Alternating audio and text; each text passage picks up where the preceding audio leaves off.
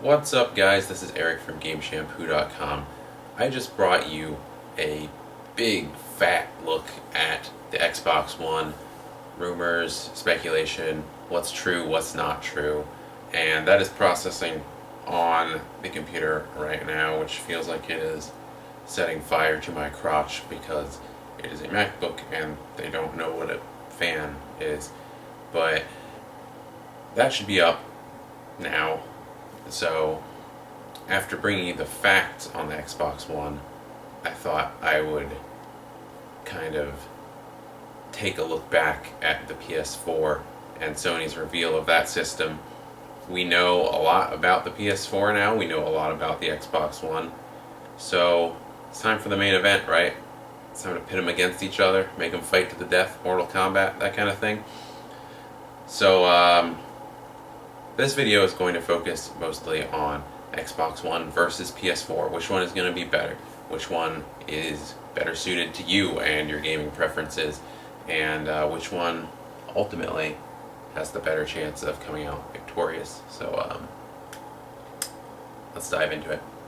We're going to start off with the tech stuff. These two consoles have really similar feature sets, so where they're going to be differentiated is going to come in kind of a couple of key categories. The power and graphics cards and memory and all that stuff that's under the hood, because that determines long-term potential, right? And then the way those features are implemented, so ease of use, UI, that kind of stuff, and then the way the consoles themselves are advertised to the public. So I have a big chart that I've typed up here, and it compares the Xbox One to the PS4 to the 360, which is today's leading console, and that kind of gives you an idea of which one is going to come out in the lead. So the Xbox 360, let's start with that, has 3 cores with 6 threads. The Xbox One and the PlayStation 4 both have 8 CPU cores with 8 threads.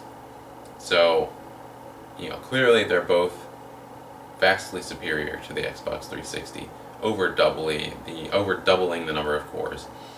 But in terms of CPU cores and threads, they are both on even footing here. The CPU frequency, Xbox 360 it was 3.2, Xbox One and PlayStation 4 both 1.6. So again, evenly matched there. CPU architecture, both the One and the PS4 are running AMD Jaguar. The Xbox 360 ran IBM PowerPC, almost messed that up. So far we've got a really even match. Going on to the shared L2 cache, the Xbox 360 has 1 megabyte. The Xbox One has two megabyte caches, and the PlayStation 4 has the same. Now here is where we're going to start seeing some actual differentiation. Up until this point, everything has been the exact same. The Xbox One has 768 GPU cores. The PlayStation 4 has about 400 more at 1,152. The 360 had a peak shader amount of 0.24 teraflops. The Xbox One has 1.23. The PS4 has even more, 1.84. So, as you can see, the PS4 is starting to come out ahead in terms of pure technical raw power. Like the PS3 before it, it was stronger than the 360. That didn't necessarily mean that it was a more successful console in the end. That's up for debate. The 360 has 10 megabytes of EDRAM embedded in it. The One, I keep wanting to say 360, but the One has 32 megabytes. The PS4 has none, or has not been specified if it does. The 360 has 32 gigabytes per second of embedded memory bandwidth. The One has 102 gigabytes per second, and again, nothing going for the PS4. The Xbox 360 had 512 megabytes of 1400 megahertz per second GDDR3 system memory. The Xbox One has 8 gigabytes of DDR3, which is 2133 megahertz. The PlayStation 4 has 8 gigabytes of 5500 megahertz GDDR5. So, again, the PS4, technically speaking, vastly superior. DDR3 memory, that stuff has been around for a while. My PC is years old at this point. I built it a long time ago, and it is at approximately the equivalent of what we're talking about for the Xbox 360 here, or for the Xbox One, excuse me. And the PlayStation 4 is far exceeding that. Next up, the system memory bandwidth for the Xbox 360 was 22.4 gigabytes per second. For the One, that is more than tripled at 68.3 gigabytes per second. And at the PlayStation 4, the One's numbers are more than doubled at 176 gigabytes per second. So, if you really line up all the numbers, while it starts to look even, for the first 4 or 5 categories, it really becomes clear pretty quickly that the PlayStation 4 is a vastly superior console from a purely technical standpoint. So, if you're keeping track, ratchet one up for PlayStation 4. The Xbox One is falling behind in that category alone. So that is the power, and now let's talk about the cameras, right?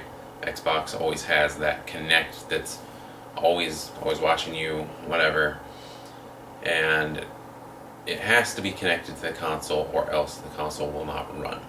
But on the other hand, they showed off a ton of cool features, all involving the Kinect, almost none of which involved gesture stuff or the on-screen little hand icon, which I found kind of funny because that stuff just was not that functional on the original Kinect, and it looks like either they're phasing it out or they really just want to gloss over it or ignore it, and during the reveal at least. So the Xbox has the Kinect.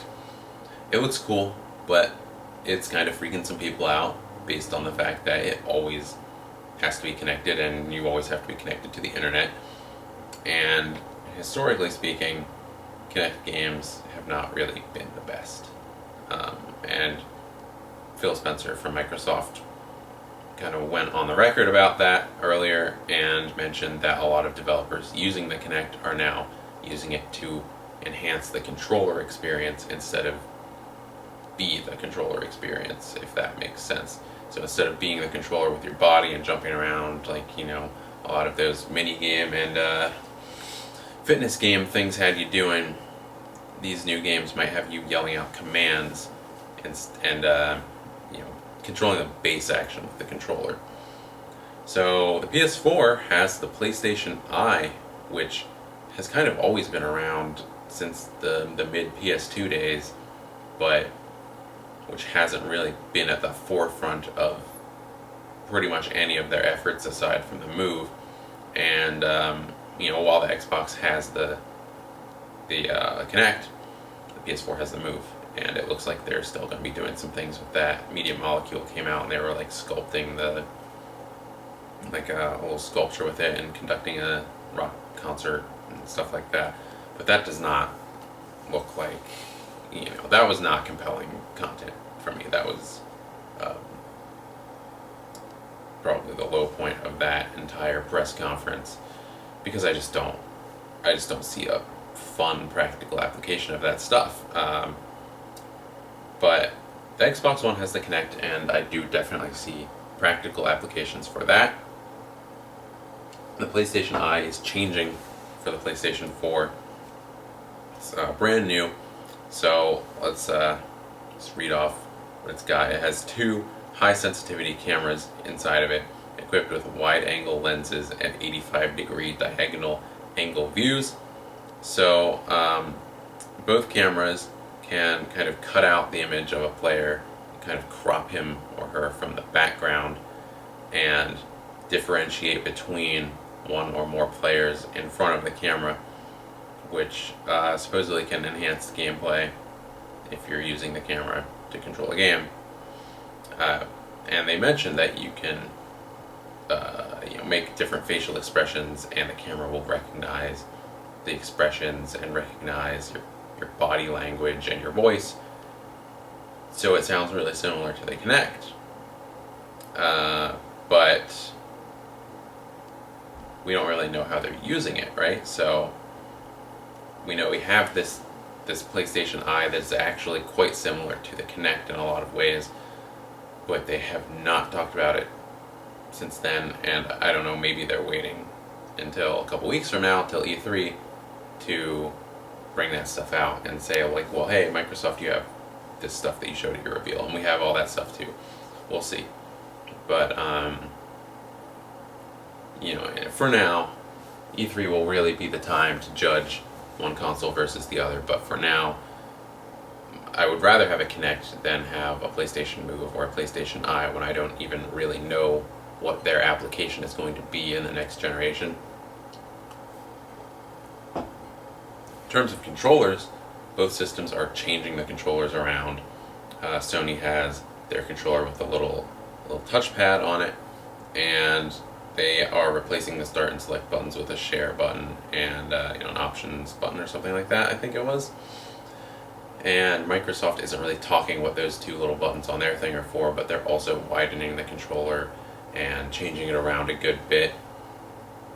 But both of them ultimately should still feel like PlayStation and Xbox controllers for the most part. So the Xbox controller is adding those little vibraty triggers, and the buttons feel a little more mechanical. See the other video for impressions on that controller. But the general feel of it's the same. They're adding an improved D-pad to it as well, which is a much requested feature. And then the PS3 controller, they're changing the triggers around to make them a little bit less squishy, a little bit less mushy than they were, which is a very, very welcome change. So, this one kind of comes down to personal preference. I really, really like both.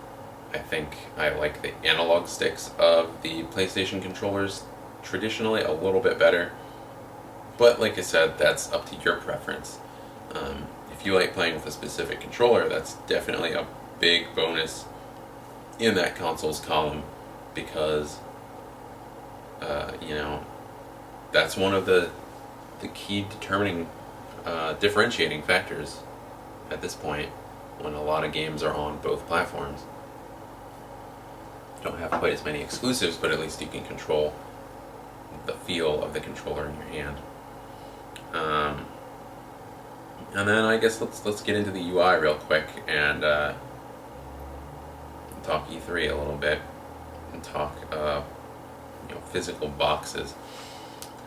So the PS4 UI is kind of taking that store UI that they have redesigned and taking that cross media bar and just kind of mashing them together. And what we end up with, I'm looking at it right now, is this kind of series of like vertical or horizontal columns, really,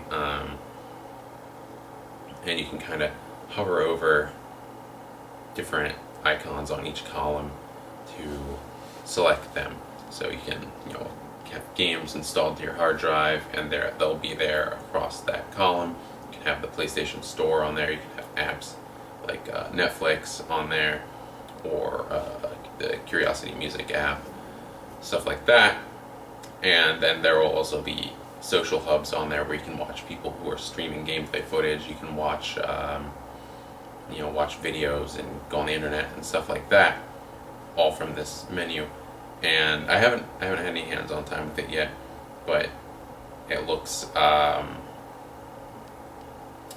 streamlined in a way from what they had going with the cross-media bar. I'm not necessarily sure if it's been streamlined in such a way that it'll make the console easier or more intuitive to use, because I'm really going to have to wait for hands-on time with that. And again, that goes for the Xbox One as well. That I will say that I like the look of their social section, which looks a lot like the front of a Windows phone. Actually, it has these squares and rectangles that are all broken up into like, well, this guy filmed a gameplay video over here, and then this guy on your friends list downloaded this game, and this guy on your friends list recommends this game, and then like, here's our recommended PSN game of the week or whatever. That all looks very streamlined, very intuitive, really clean and nice and sharp. I like it a lot. The Xbox One is functionally pretty much the same as the Xbox 360 dashboard, except now you can pinch and expand videos to kind of pinch down to the home screen, and then the video, the gameplay, whatever you're doing is still going on while you have access to the rest of the home menu, which is a really cool function, especially when they're adding cable TV to it. And that's a function that a lot of cable TV service providers provide with their guide. So otherwise, same kind of vibe, really. They're both going for a streamlined vibe, and having not put hands on either of them yet, I can't say for sure if it really works. Boxes, Microsoft is the only one who's shown off a box yet, and I don't personally see why that's a big deal. It should matter what's inside of the box, not what the thing looks like, as long as the thing's not the size of an SUV, can fit in my entertainment center, or it's not like some kind of orb that you just have to like roll around and wrangle crap into. Like, I really don't get why it matters what the thing looks like at all. People are saying, oh, well, Sony didn't show off, what the console will look like. They didn't show off a final box. Microsoft did. Microsoft had the guts to go out and show off what their console will look like. Well, no, that's not really, that's not really a gutsy thing. Who cares what it looks like, really? It's gonna look like some kind of streamlined version of the Xbox. And it does. I think it looks pretty cool. It has like a nice slanted front, and like plenty of ports on it and stuff like that. But I mean, who cares? Like, honestly, there's going to be an updated version of this thing in 2 years. They're gonna re-release it, Xbox One Slim or whatever. Like, the look of this thing is gonna change at least once. It doesn't really matter who shows their box or what the box looks like or whatever.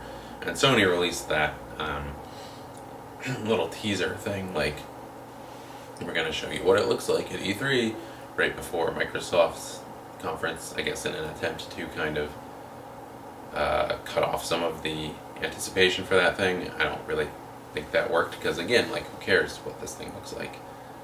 If it's not like it doesn't look like a giant pile of crap sitting on my thing, I'm pretty much fine with it. If I can stick a disc into it and plug wires into it and plug a controller into it, I'm okay with it. Price, we don't know what the price is. Launch titles, we're not totally sure yet. I will say Sony clearly has the better lineup of games right now. Microsoft, in terms of exclusives, they have Forza 5, which looks visually and gameplay-wise is essentially the same as Forza 4. And they have Quantum... what is that called? I think I have it up here somewhere. Quantum, whatever, from Remedy, which looks rather bizarre. And that's all they're talking in terms of exclusives right now. And then PS4, you've got Killzone, you've got Infamous, you've got Knack, you've got Capcom and Square Enix coming out and saying, yeah, we're making games for this thing.